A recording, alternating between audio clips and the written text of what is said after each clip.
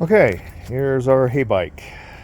It's this model. I don't know what it's called because it doesn't have a name on it.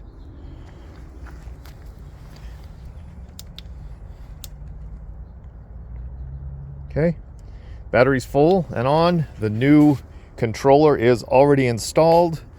I put it on.